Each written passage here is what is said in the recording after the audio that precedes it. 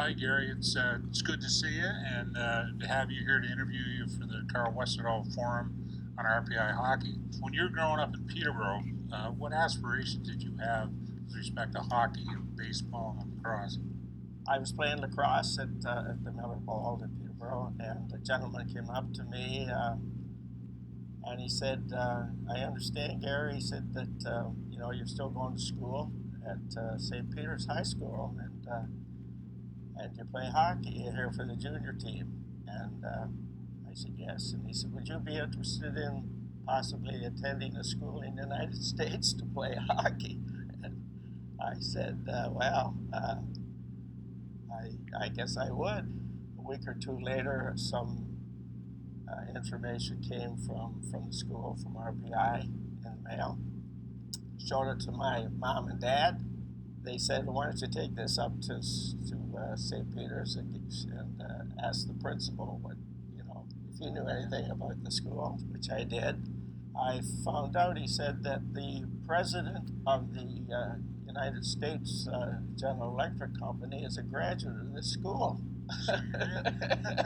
and and he said, not only that, he said it was one of the top engineering schools in the United States. Can you tell me what impact Ned Harkness would have had on your life as a player and as a person? At that age, what was I, like 17, 18, I guess, he really became a second father. Can you tell me how you became the new coach and what challenges you faced? So I was on the search committee for the new coach, and we had a fella picked up in Ontario, and unfortunately he called up at the last minute and said that he just couldn't accept the position. So now here we were with this upcoming season and no coach. Not many players either. So the rest of the members of the search committee said, "Gary, you're the only guy here that lives local." So that's how I became coach. And you've told me several times that this was a real critical juncture for RPI hockey. Can you describe what went on and what was at stake?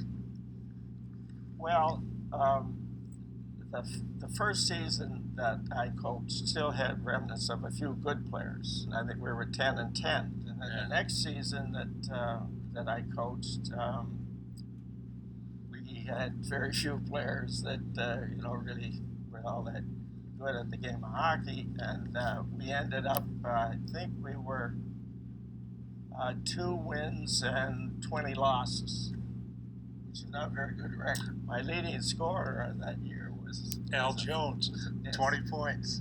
He was a defenseman. Yeah. You've told me a few times that they were looking at that RPI hockey program, trying to think if they're going to keep it Division One or just lower it to Division Three. Well, that's true.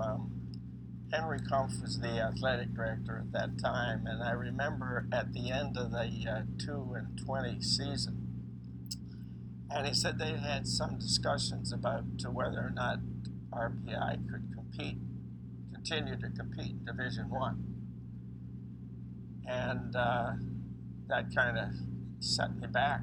I told Henry that I would be willing to, continue on the program as coach, because I wanted to make a real effort to improve the program, from 2-20.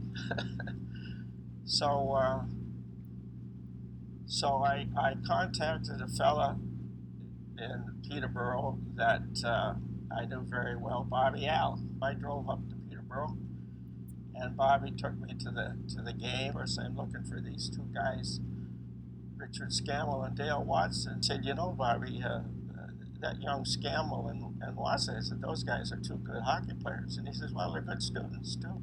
So that's how I found out about you and Dale. So I was fortunate enough to get a few other good players, and that was really the start of building the program. Yeah.